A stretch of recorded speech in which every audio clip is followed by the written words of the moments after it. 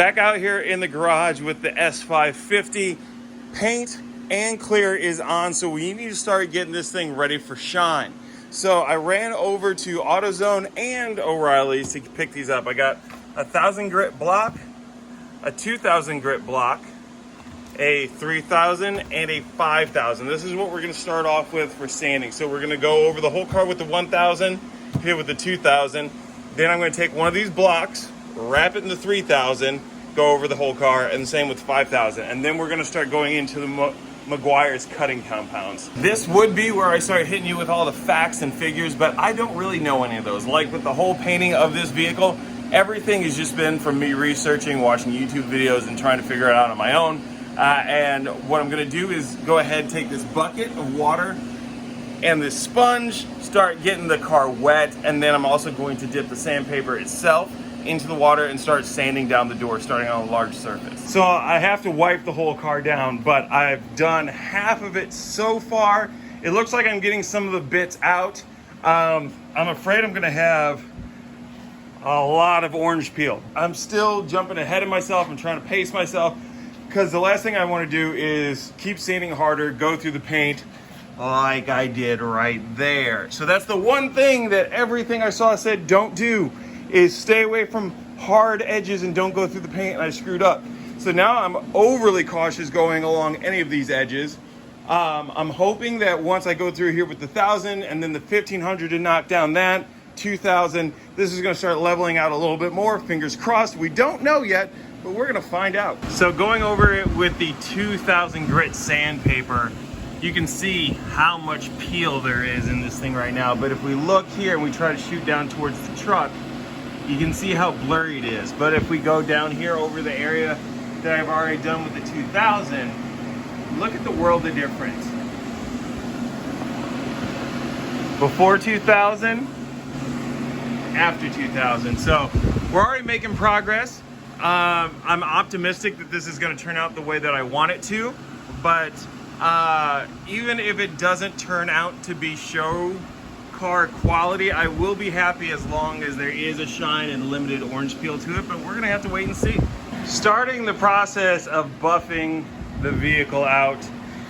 It's not exactly turning out the way that I wanted it to be 100% honest. There are spots where it's just not great, but I'm going to continue to follow the process, not get ahead of myself, and hope it turns out better. I took this wool pad here, and using Meguiar's Ultra Cut compound, the 105, I used that over the vehicle. Right now it's just the hood and the roof.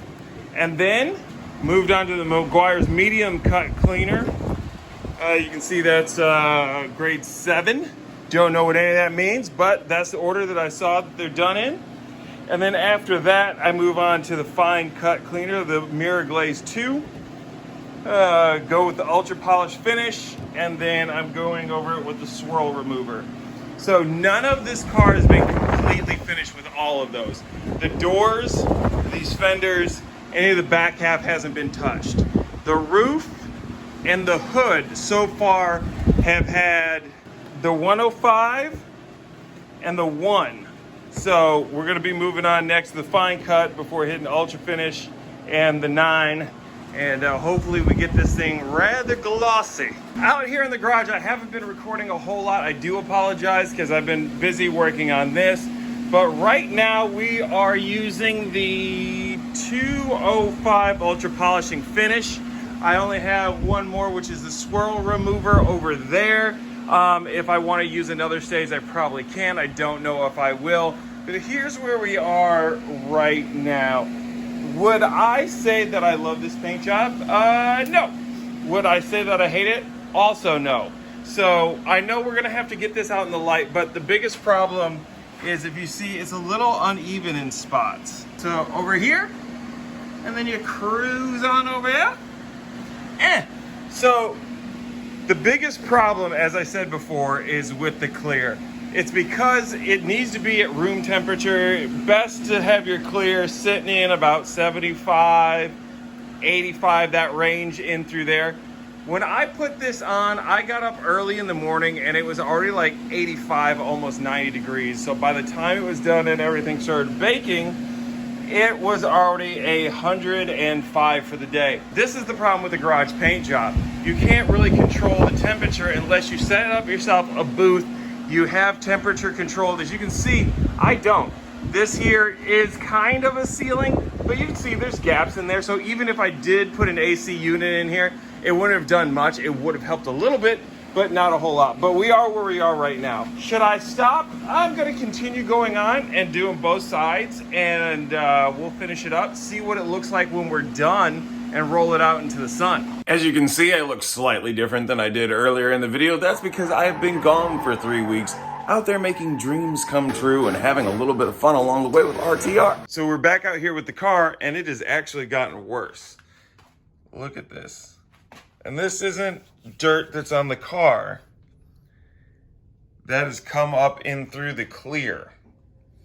And there's other spots like that around this car. And yeah, it's not good. We're gonna have to redo the whole thing. So what I've started to do is put an AC unit into this garage. We're gonna start filling in the ceiling this weekend and hopefully be able to get the temperature controlled in here and be able to get everything fixed. You might be asking yourself, Jordan, why is all the trim back in place? Because it's my car and I do what I want. No, because it didn't look like this when I left. It was looking like it could be okay. So we went ahead and we put everything back together. The cage is inner. Everything was ready to rock as I thought. And then, yeah. Does this suck? Yeah, it sucks a little bit, but at the same time, I'm not a professional painter. I'm barely even a professional at putting anything on vehicles. But here's the thing. We live and we learn. This is something I've never done before. I was willing to take the chance. I knew that it might not succeed, and this is what happens. So we're gonna learn from this and make it better. And if it doesn't, well, then we just hire a professional like many people said I should in the first place. But until that happens, we're gonna keep trucking along, and you guys are gonna be able to see whether or not I succeed in round 2. Make sure to go ahead and click that like button down below. While you're down there, go ahead and leave a comment, and make sure to hit the bell notifications after you subscribe so you don't miss anything that comes up. I'm gonna try and get a little bit more consistent. No promises, but I am gonna try and do a little bit better for y'all. Okay, until the next one, peace.